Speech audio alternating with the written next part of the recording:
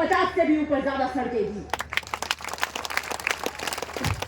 आपकी ओसिया तिगरी रोड पर रोलर घूम रहा है, कितनी बार इसके उद्घाटन हो गए, फीते शिलान्यास हो गए, फीते कट गए,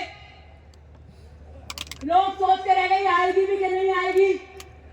अब रोलर घूम रहा है। मैंने कहा एक बात तो माननी पड़ेगी इस लड़की की, चाहे कुछ भी कहे, लोहा मनवा के रहती है, जो कहती है वो करके रहती है।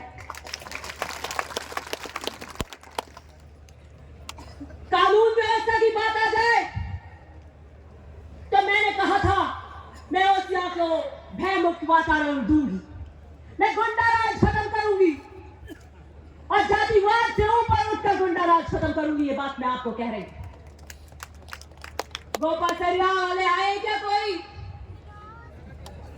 आए चारे माता जानो हारो नहीं आ रहे, ठीक है।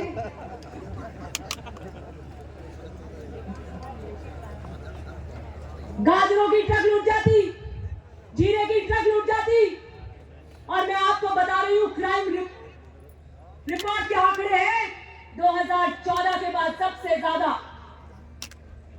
अगर प्रकरण हुए हैं अत्याचार के तो वो SC/ST पे हुए। किशन कुरीवाल जी बैठे हैं, क्या है क्राइम रिपोर्ट?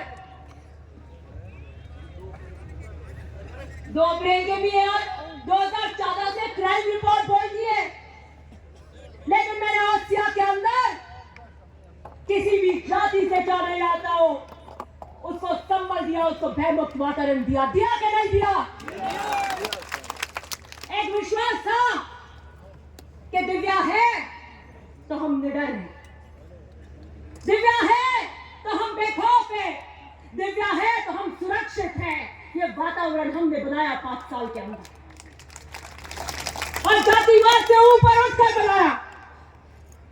असामाजिक तत्व मेरी जाति से भी क्या नहीं हुए, हमने पुलिस को कड़े निर्देश दिए और मुझे खुशी है कि मेरी सोच के साथ 5 साल के कार्यकाल की कानून व्यवस्था, गुंडाराज को खत्म करने की व्यवस्था में ओसिया का जो कानूनी और पुलिस तंत्र था उसने बखूबी बढ़िया काम किया।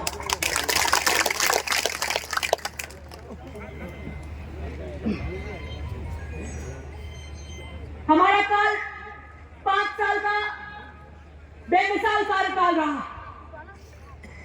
विपक्ष के पास कोई मुद्दे नहीं है। वो कह रहे थे कि आप बताइए, आप ये खड़े हैं यूट्यूबर्स हैं, बहुत इंटरव्यू लेते हैं, कि बताइए दिव्या मदेरणा के साथ चुनाव की टिकट मांग रहे हैं, आप उनके सामने क्या विजन लेकर जाएंगे ओसिया की जनता को? क्या काट होगी दिव्या मदेरणा के काम की? तो उन्होंने कहा गिना नहीं सके, कोई विजन रख नहीं सके। एक ही बात कही कि काम तो कराए लेकिन अपने लोगों के कराए। मैं पूछना चाहती हूं, क्या वो सड़कें भारतीय जनता पार्टी की, क्या गाड़ियां उन सड़कों पर नहीं चलेंगी? क्या वो पीली टंकियां, पानी की आपूर्ति भारतीय जनता पार्टी के घरों में नहीं करेगा? क्या वो शिक्षा के नए स्तर भारतीय जनता पार्टी के दल की विचारधारा रखने वाले बच्चे उनमें क्या नहीं पढ़ेंगे? तो सिर्फ कहने के लिए आरोप मत लगाइए, मेरे पास में हर चीज का उत्तर है। हमने एक बड़ी मांग तिगरी के अंदर SC/ST छात्रावास की थी, 25 साल से ऊपर थी, बहुत बड़ी मांग थी। हमने इस कार्यकाल में उसको पूरा किया। 25 साल से लंबित मांगों को हमने आकार दिया। अच्छा, ओसिया में भी ये कहने ध्यान नहीं था कि इससे पहले जो छात्रावास बनाया वो महिपाल जी मदेरणा ने बनाया। अब एक ओसिया और तिगरी, एक महिपाल जी मदेरणा ने ओसिया में बनाया और मैंने उसी क्रम को आगे बढ़ाते हुए आपकी वोट की टंकार से दूसरा तिगरी में बनाया। OPS लागू करी मुख्यमंत्री जी ने और सरकारी कर्मचारियों को एक तोहफा दिया, उनको एक सुरक्षा का भाव दिया।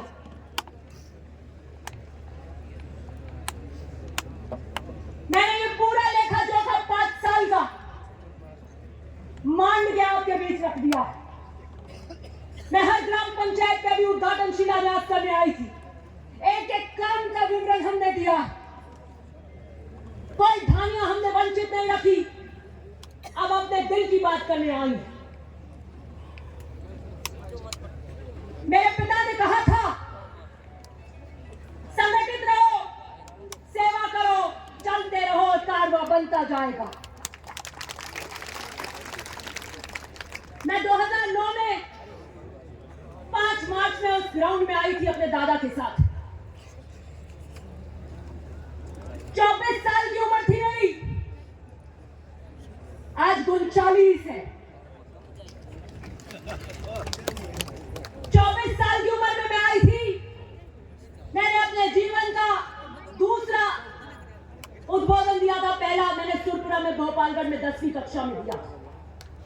और मेरे दादाजी ने कहा था, मेरे पिता ने कहा था, देखिए एक छोटी सी बच्ची लेकर आए और इसको आपको सुपुर्द करते हैं। अब ये तैरेगी कि डूबेगी ये आपके हाथों में है। हम हमारी बेटी अब आपको दे रहे हैं। मुझे नहीं पता था कि 2009 का वो वाक्य क्या अर्थ लेने वाला है कि 2011 के अंदर जो प्रकरण हमारे साथ घटा, आपने मुझे गोद में उठा लिया।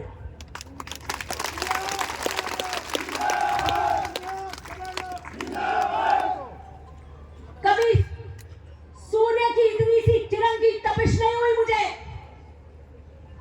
मैं पलकों पर बैठी ऐसे मुझे परवरिश दी। कांटा नहीं चुभा मुझे कभी जिंदगी में।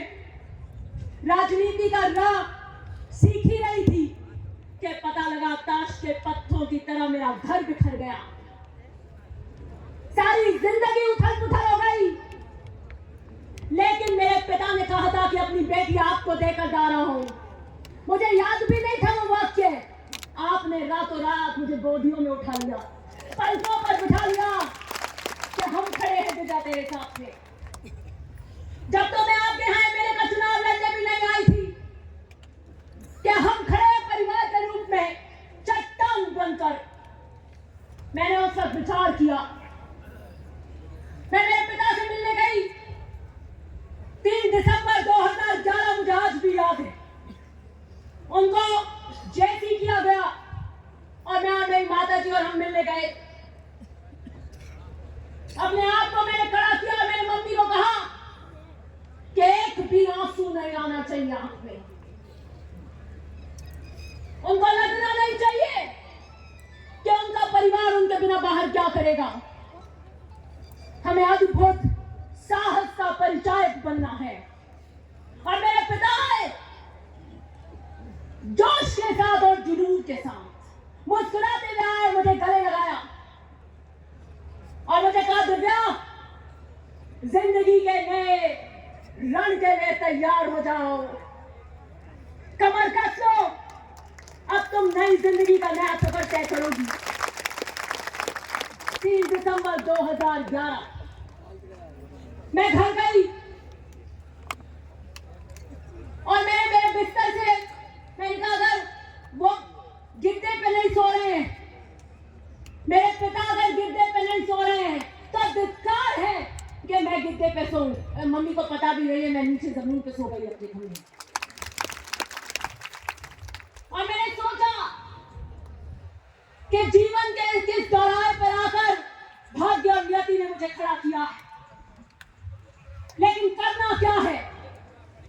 या तो मैं घर बैठ जाऊं, एसी लग रहा है, या मैं परशुराम मदेना, महिपाल मदेना, राजस्थान के किसान राजनीति के झंडे को बुलंद करने के लिए नंगे पैर कर्तव्य पथ पर उतरू। 2 रास्ते थे, 2 विकल्प थे। एक चुपचाप आराम से बैठ जाना और एक संघर्ष पथ पर निकलना। मैंने संघर्ष पथ को चुना और तब चुना जब संघर्ष का सबसे बदसूरत रंग वो जोधपुर सेंट्रल जेल में रोज देखती थी। मुझे पता था कि राजनीति जेल में ले जाती है, तब भी मैंने संघर्ष पथ को चुना। मैंने चुन्नी में गांठ बांधी कि जब मरेगा साहब 52 में न धौली न सफेद उन सड़कों से राजनीति के अंदर आकर अपनी नई धारा तय कर सकते हैं आपके लिए, तो मैं तो उनसे बहुत बढ़िया परिस्थिति में हूं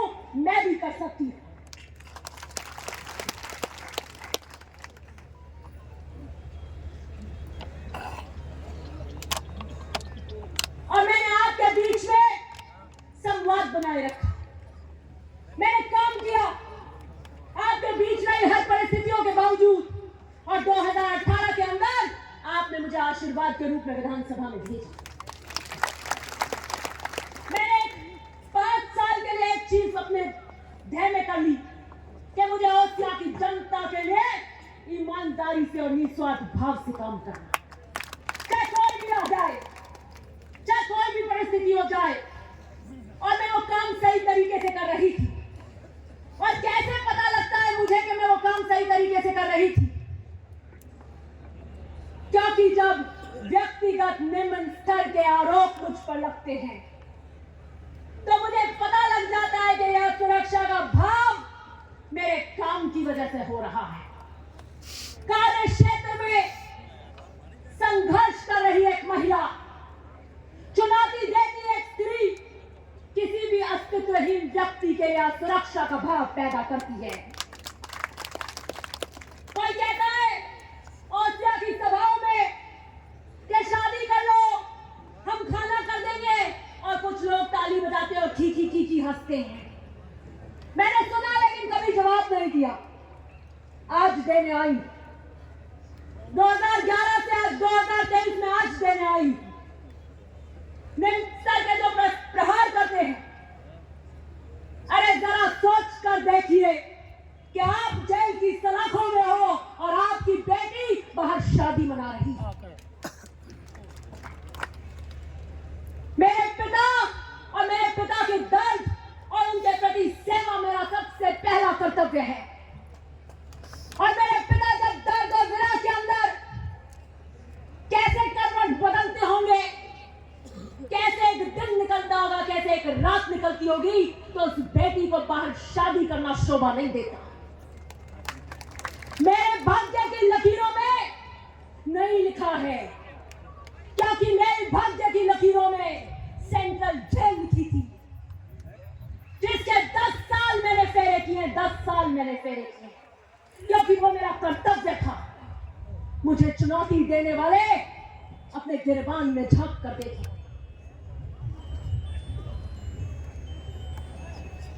शेरनी की तरह चुनाव लड़ूंगी।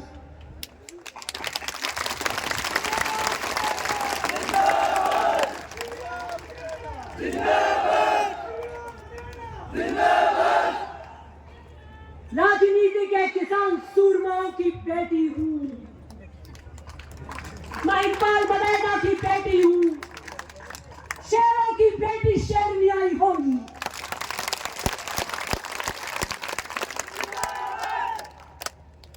शेर प्रतीकात्मक किस चीज का होता है? मुझे बड़ी हंसी आई जब उन्होंने कहा कि जंगल भेद को निम्न से निम्न स्तर का प्रहार किया। शेरनी का अर्थात, शेर का अर्थात प्रतीकात्मक होता है। बहादुरी, साहस, निडरता, शक्ति स्वरूप, गर्व, आत्मविश्वास, ये शेर के प्रतीकात्मक है। हम कहते हैं अपने बच्चे को, अरे क्या कर रहे भाई, क्या रो रहा है, शेर सा बहादुर बन। थोड़ा सा कुछ ज्यादा कोई रॉब करता है, जैसे मैं करती हूँ विधानसभा में, तो क्या इतनी क्यों शेर हो रही है? वो मुझे समझ ही नहीं आता कि आज की इस आधुनिक युग के अंदर भी क्या इतनी कुंठित मानसिकता हो सकती है। हमारा राष्ट्रीय प्रतीक अशोक स्तंभ, उसमें भी 4 शेर है, 4 शेर। मैं पूछना चाहती हूं, क्या अशोक स्तंभ के वो 4 शेर जो साहस, शक्ति स्वरूप, गर्व और आत्मविश्वास के प्रतीक है, क्या उनके लिए भी आप ऐसी राय रखते हैं? क्या उन्हें भी जंगल में भेजना चाहते हैं? जो हमारा राष्ट्रीय प्रतीक है, एक शेरनी। अब ये नारे बोल रहे थे तो मैंने भी एक नारा लिखा, एक शेरनी लड़े ओसियानी लड़ाई रे, एक शेरनी लड़े ओसियानी लड़ाई रे, चलो आपा भी दे मेरा साथ रे।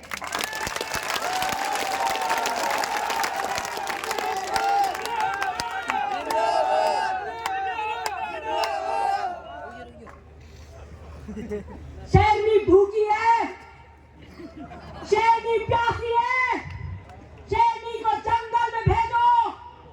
शेरनी शेर के साथ ही रहती है,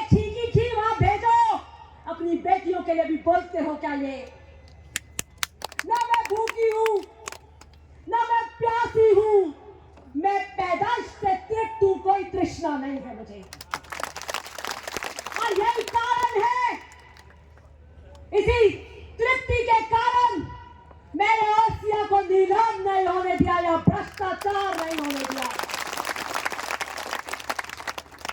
किसी की भूख और प्यास के कारण आसिया का बिजली घर नीलाम हो रहा था, थानों में बंधन बाट बची थी, तहसील तो राम भरोसे थी, गांधी जी के बिना कुछ नहीं हो रहा था वहां। वो किसकी भूख और प्यास थी? मैं तो तृप्त हूं और पैदाइश से तृप्त हूं, ईमानदारी में मेरे पिता से लेकर आई थी। और बीजेपी का भी आम व्यक्ति ये कहता है, अनेकों सर्वे होते हैं, सबने एक बात कही, चाहे उन्होंने बीजेपी से लिया हो, कि जो भी को एक बात तो कहनी पड़ेगी कि 100% ईमानदार है दिव्या मदेना, 100%। कि हम लोग बीजेपी के सही, लेकिन भ्रष्टाचार नहीं होने दिया, न खाऊंगी न खाने दूंगी, ऐसे कालजा फड़फड़ी करता है अधिकारियों का यहाँ ऐसे। पुलिस केस हो जाता है कोई डोडो वोडो का, जाते हो आप, कहते हो कुछ कर लो, वो कहे बाबी माफ करो, बस 6 मिनट ठा पड़ जाए, मार तो ऐसा सितारा उतार दे।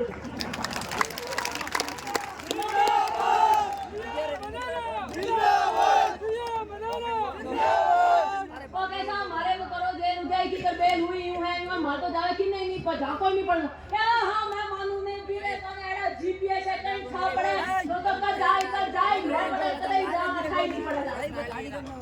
मैंने आसिया के अंदर 101% भ्रष्टाचार के ऊपर अंकुश लगाया और किसानों का राज स्थापित किया, और किसानों की बेटियां भूखी प्यासी नहीं होती, और जो बेटियों को घेरते हैं उन्हें जमाना देख रहा है, मर्यादा को तार कर जो करे समय लिखेगा उनका भी अपराध, समय के काल चक्र पे वो भी लिखेंगे, युद्ध भूमि के भी नियम होते हैं। महाभारत के 18 दिन के युद्ध में आज ये मान लेना कि महाभारत का युद्ध हो रहा है, आपकी बेटी के लिए हो रहा है। अगर आपने अपनी बेटियों को नहीं बचाया तो आने वाली पीढ़ियों की बेटियों को ऐसे ही घेरा जाएगा। आने वाली पीढ़ियों की बेटियां कभी खड़ी नहीं होंगी, वो कहेंगी एक खड़ी हुई थी मारवाड़ की धरती में दिव्या मदेना, कैसे घेरा था उसको मर्यादा से, अमर्यादित शब्दों के बाण मारे थे, लेकिन वो अभिमन्यु की तरह खड़ी रही, उसने चक्रव्यूह तोड़ा। मैं नए युग की अभिमन्यु चक्र में भेदना जानती हूँ, जीतना भी जानती। युद्ध भूमि के अंदर भी स्त्रियों पे, बच्चों पे और सूर्यास्त होने के बाद प्रहार नहीं किया जाता, लेकिन यहाँ कोई मर्यादा नहीं। समय कब लिखेगा उनका अपराध, लेकिन मैं आज अपने पिता की घड़ी पहन कर आई थी। ये घड़ी उन्होंने मुझे जब ऑपरेशन करने जा रहे थे, मेरे मम्मी है बंबई के अंदर, तो उन्होंने मुझे कहा 3 चीज लेके आना दिव्या जब मैं ऑपरेशन थिएटर से आ जाऊं। उनको पता था कि वो अगले 48 घंटे के लिए सेडेशन में रहेंगे, क्योंकि बहुत 11 घंटे का बड़ा ऑपरेशन था। उनका एक पेन, पेपर और मेरी घड़ी लेकर आए। और आप सोच नहीं कर सकते कि ऑपरेशन के बाद रात को 8 बजे वो थिएटर से निकले, सुबह 8 बजे जब उन्हें होश, मतलब वो सेडेशन में थे, भारी सेडेशन के अंदर, उन्होंने आंखें खोली, मुझे देखा और पहली चीज सही दिव्या घड़ी लाई, घड़ी। और मैंने उनको घड़ी उनकी कलाई पे पहनाई। या आईसीयू के अंदर फिर उन्होंने अपनी नींद में ऐसे पेन पे लिखा और नर्स को लिख रहे थे। नर्स ने कहा घड़ी साइड में बांध देती हूँ। उन्होंने कहा नहीं सिस्टर, ये घड़ी है समय के इस चक्र पे, और सेडेशन में थे, इसकी एक होलिस्टिक अप्रोच होती है, मतलब इसकी एक संपूर्ण रूप होता है इसका। मेरे पिता जब अपने जीवन की आखिरी सांस, आखिरी रात मैं और मेरी मम्मी उनके सिराने बैठी थी। मुझे डॉक्टरों ने बता दिया था 1 साल पहले कि 1 साल से ज्यादा नहीं निकालेंगे। वो जब भाग्य कोई आपको निकाल के बता दे तो एक एक दिन नहीं निकलता, एक एक दिन ये लगता है कि कम हो रहा है। फिर उन्होंने कहा 2 महीने निकालेंगे, अब 1 हफ्ता निकालेंगे, अब 2 दिन निकालेंगे और अब ये ज्यादा से ज्यादा ये रात या 1 दिन निकालेंगे। वो पूछो क्या बीतती है। ऐसे पत्री मेरे को नहीं देखनी, भगवान न बताए। वो समय नहीं निकलता जब आपको समय की घड़ी पहले पता हो कि जाने वाले। वो बढ़िया है जब नहीं पता हो एकदम से ले जाए, लेकिन साथ वाले को जब पता हो कि आपके जीवन की अस्तित्व की पहचान जा रही हो तो क्या बीतती है। मैंने उस रात कहा कि आपको नींद आ रही है, मैं घड़ी खोल देती। उन्होंने कहा नहीं, मेरी घड़ी नहीं खोलना, मैं रात को भी टाइम देती। मैंने ये घड़ी चांदी में उनके पार्थिव शरीर से उतारी थी और आज पहनकर आई हूं। समय के इस चक्र पर ईमानदारी और हौसलों की लड़ाई लड़ने आई हूं। मेरे पिता ने मुझे कहा था जब 2018 में मैं उनसे सुबह मिलने गई तो मैं बहुत भावुक थी। मैंने कहा मैं पर्चा भर रही हूं, आप मेरे साथ नहीं है। मेरी आंखें भर आई और उन्होंने मुझे बड़े कड़क शब्दों में कहा, दिव्या, जिस पथ पर तुम हो वहां आंसुओं की कोई कीमत नहीं होती। मैं नहीं देखना चाहता एक कमजोर दिव्या को। मैंने कहा ये आपसे भावनात्मक जुड़ाव के आंसू है कि इसे अंदर पीना सीख लो। और मैंने सीख लिया और इसलिए मैं शेरनी की तरह ललकारती हूं। ये जो मंच पर बैठे ये नौसिखिए नहीं है, ये नौसिखियों की फौज नहीं है, ये वो फौज नहीं है जिस पर कप्तान को भरोसा ही नहीं हो तो ये कहे कि ये फोटो खिंचाने आते हैं। मुझे अगर जीवन में किसी पर भरोसा है मेरे माता पिता के बाद तो आप पर है और आप पर है। हमारी फौज का एक एक व्यक्ति कमांडर है, एक एक व्यक्ति कमांडर है, इतना पाऊंगा। जब ये आकलन और सर्वे करते हैं तो ये कहते हैं मदेना को कौन टक्कर देगा। उनके कार्यकर्ता सोने की तरह खरे नहीं है, खरे हैं।